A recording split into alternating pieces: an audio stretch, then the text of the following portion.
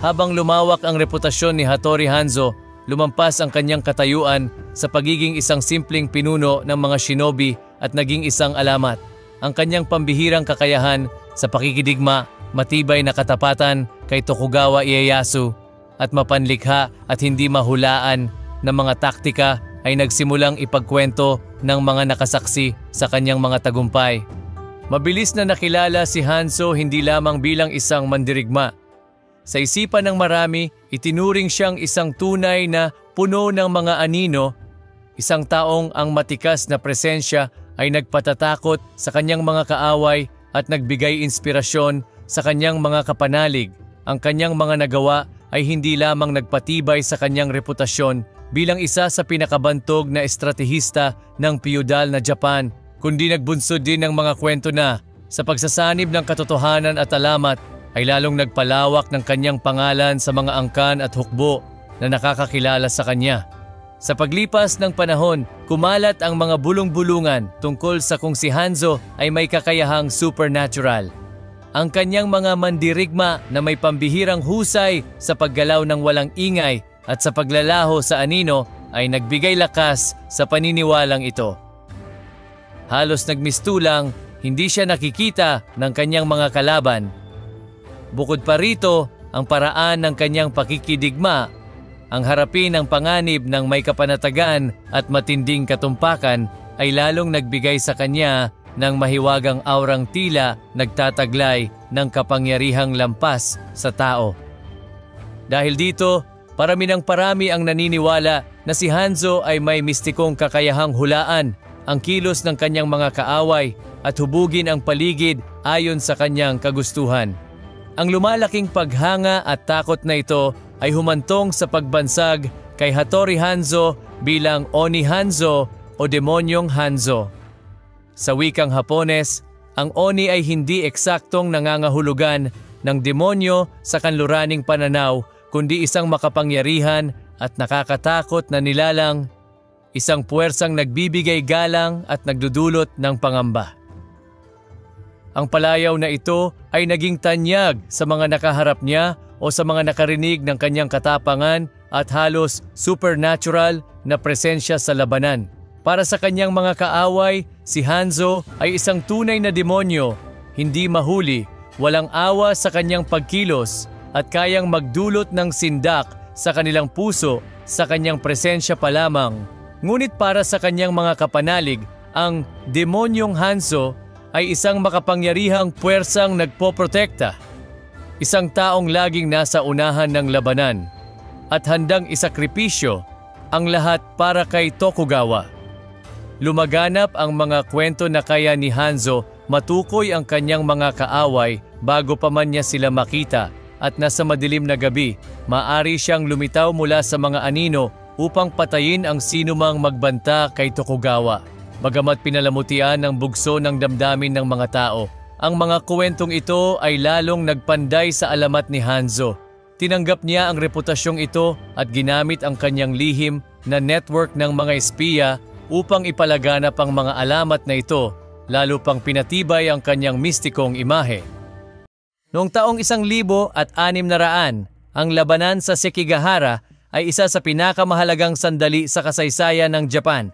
Isang pangyayaring humubog sa kinabukasan ng bansa at nagbigay daan sa pagtatatag ng Tokugawa Shogunate.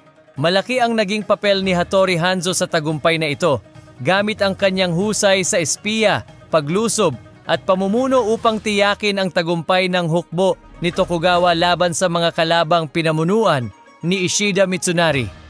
Itinatag niya ang isang malawak na network ng mga espiya na palihim na nagmamanman sa galaw ng hukbo ng kaaway at naghahatid ng mahahalagang impormasyon kay Tokugawa. Ang impormasyong ito ay napakahalaga upang lubos na maunawaan ni Ieyasu ang mga plano ni Mitsunari at ng kanyang mga kapanalig na nagbigay sa kanya ng kakayahang bumuo ng estratehiyang kayang unahan ang kilos ng kanyang kalaban. Sa mga araw bago ang labanan sa Sekigahara, pinangunahan ni Hanzo ang sunod-sunod na misyon ng paglusob sa linya ng kaaway.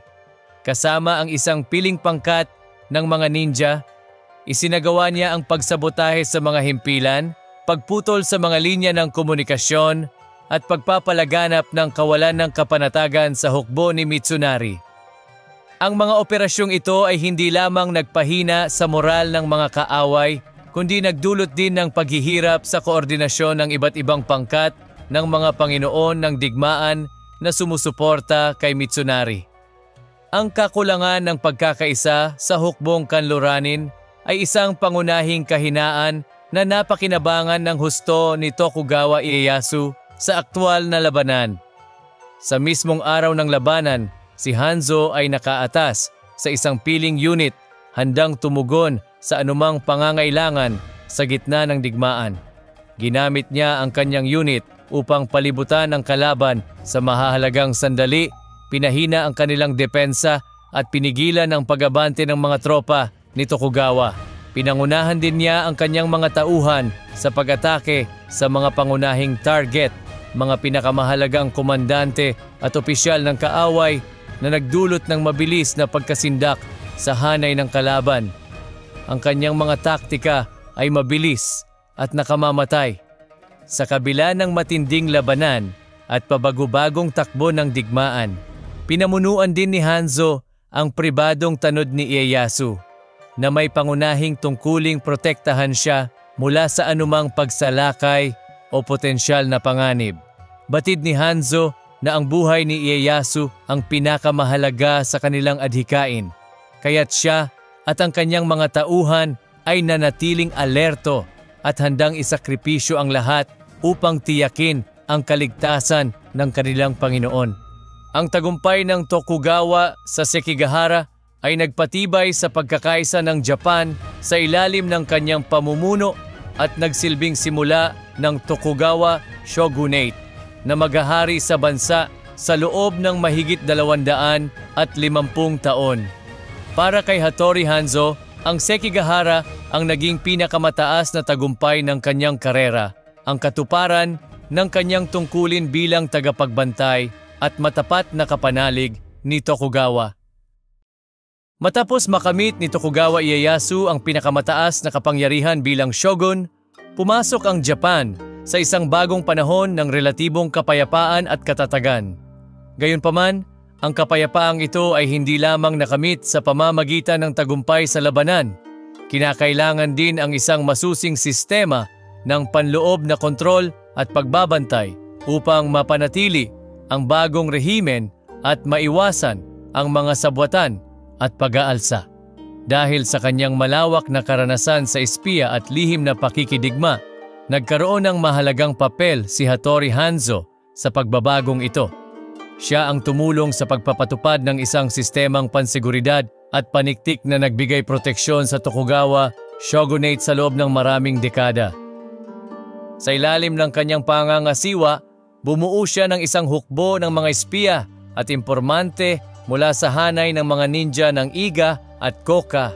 Ang mga ito ay lihim na kumilos hindi lamang sa Edo, na ngayon ay Tokyo, ang bagong sentro ng pamahalaan, kundi pati na rin sa iba't ibang lalawigan. Ang pangkat na ito ay tinawag na Onmitsu o ang mga nakakakita ng lahat, isang unit na kumikilos sa anino upang panatilihin ang kaayusan at pigilan ang anumang sabwatan na maaaring magpabagsak sa rehimen. Lihim na kumilos ang mga kasapi ng network na ito, nagpapanggap bilang mga mangangalakal, artesano at maging mga naglalakbay na monghe upang makapasok sa mga teritoryong maaaring may nag-uumpisang paghihimagsik. Ang sistemang pansiguridad na ito ay hindi lamang nakatuon sa panlabas na mga banta. Layunin din nitong bantayan mismo ang Korteng Tokugawa upang matiyak na walang panloob na alitan o pagtataksil ang makakasira sa pundasyon ng shogunate. Ang mga reformang pansiguridad na isinulong ni Hanzo ay nagpatibay sa kapangyarihan ng Tokugawa Shogunate at nagpatatag ng kapayapaan sa pamamagitan ng isang tuloy-tuloy na pagbabantay, kung saan ang mga potensyal na panganib ay napipigilan bago pa man lumaki ang mga ito. Sa ilalim ng sistemang ito, nagkaroon ng relatibong katahimikan ng Japan sa panahon ng Edo at ang estratehiya ng pansiguridad at paniktik na ipinatupad ni Hanzo ang isa sa mga susing elemento sa pagpapanatili ng katatagan ng rehimen ng Tokugawa. Ang kanyang pamana ay hindi lamang bilang isang mandirigma o estratehista, kundi bilang isang tagapagpanukala na nakaunawa sa halaga ng pagbabantay at panloob na proteksyon upang mapanatili ang pangmatagalang kapangyarihan ng isang pamahalaan. Matapos ang ilang dekada ng tapat at napakahalagang paglilingkod sa angkan ng Tokugawa, natapos rin ang paglalakbay ni Hattori Hanzo II. Ginugol niya ang kanyang huling mga taon sa relatibong kapayapaan. Habang hawak pa rin ang kanyang mataas na posisyon, unti-unti niyang binawasan ang kanyang mga tungkulin at itinuon ang sarili sa pangangasiwa at pagsasanay sa susunod na henerasyon ng mga mandirigma at espiya. Ipinasa niya sa kanila ang mga prinsipyo ng katapatan, disiplina at ang espiritu ng isang shinobi na kanyang isinabuhay. Ayon sa ilang makasaysayang tala at tradisyon, sinasabing si Hattori Hanzo ay naging isang mongheng Budista sa huling bahagi ng kanyang buhay. Matapos ang ilang dekadang paglilingkod sa angkan ng Tokugawa bilang isang mandirigma at estratehista, pinaniniwala ang pinili ni Hanzo ang isang buhay ng pagninilay at espiritual na paglayo, kasunod ng landas ng Budismo. Si Hanzo ay namatay sa natural na dahilan, tinatapos ang kanyang buhay bilang isang alamat at lubos na iginagalang na tao. Ang kanyang pagpanaw ay naging hudyat ng pagtatapos ng isang makasaysayang panahon para sa angkan ng Tokugawa na nawalan ng isa sa kanilang pinakamatapat at pinakamahuhusay na tagapagtanggol. Bilang pagpaparangal at paggalang, inilibing si Hattori Hanzo sa templo ng Sainenji sa Tokyo. Ang kanyang mga sibat na naging tatak ng kanyang pagkatao at sumasagisag sa kanyang di matitinag na diwa ay iniimbak sa loob ng templo. Hanggang sa kasalukuyan, ang mga sibat na ito ay maingat na pinangangalagaan sa Sainenji bilang isang pagpupugay sa kanyang buhay at pamana. Sa patuloy na pag-iingat ng mga ito, ang kanyang mga sandata ay nagsisilbing paalala sa mga tagumpay ni Hanzo, sa kanyang walang takot na tapang at sa matibay niyang katapatan sa angkan ng Tokugawa.